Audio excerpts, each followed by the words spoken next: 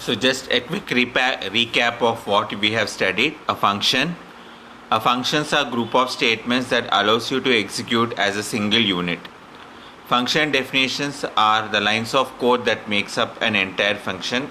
So here we are seeing a function, like we have a function, name of the function name, and parameters if any, and there are some lines of code which makes up the task that is needed to be performed by the function.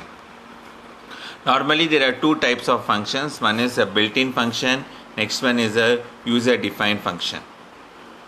So there are a lot of built-in functions available in PHP. We can have a PHP array functions, PHP calendar functions, file system functions, MySQL functions, or math functions. So now in this tutorial or in this video lecture, we will be seeing about array functions, calendar functions, and math functions in detail. So what are your array functions?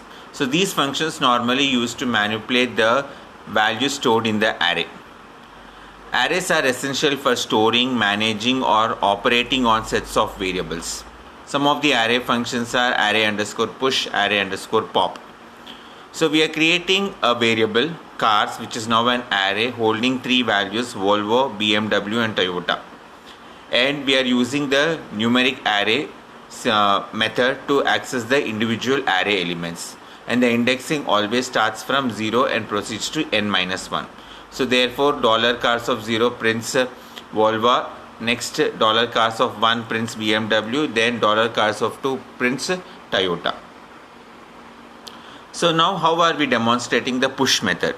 So push is nothing but inserting an element at the end of the array. These are functions similar to stack in your C, C++ or Java. So I have declared an array holding two values, red and green. Now when I want to push an array, when I want to push into the array some values like blue and yellow, we can push it using the array underscore push function. What it needs is the name of the array followed by the list of parameters separated by comma that needs to be inserted at the end of the array.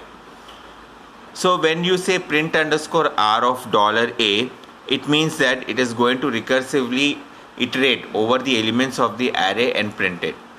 And what is the output? You have red, green, after that you have blue, then yellow. Similarly, pop is to remove the element that is at the end of the array. So the last element inserted is the first element out. So here we see red, green, and blue. Then when we are popping out using the array underscore pop function, then blue element is removed from the array. We have some calendar functions, like we want to interact with the calendar as printing the number of days or printing the number of months or calendar information and so on. So cal underscore info of 0 will print the calendar information, like it is going to give you the entire calendar. Next one, we have a type of the calendar. We can take it as cal underscore Gregorian 2, 1965. So 2 is the month number, 1965 is the year.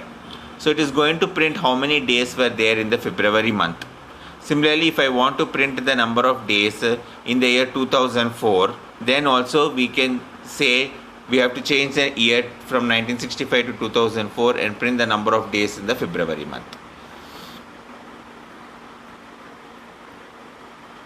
Next we move on to math functions. So what are math functions? They are used to handle a variety of functions on integers as well as on float types. So you have some functions like hexdec, sqrt, sine, etc. What is hexdec?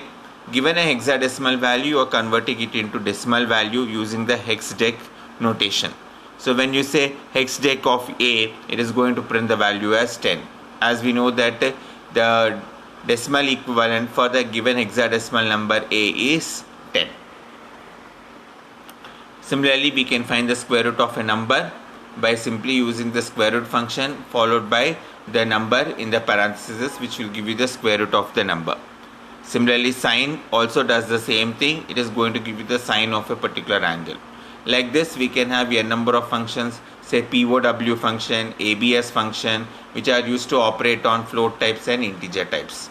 If I say POW of 2, 3, it is going to give you 2 raised to 3, which is 8. If I say ABS of minus 10, it is going to give you the value as 10. That is, it returns the positive value for the given negative.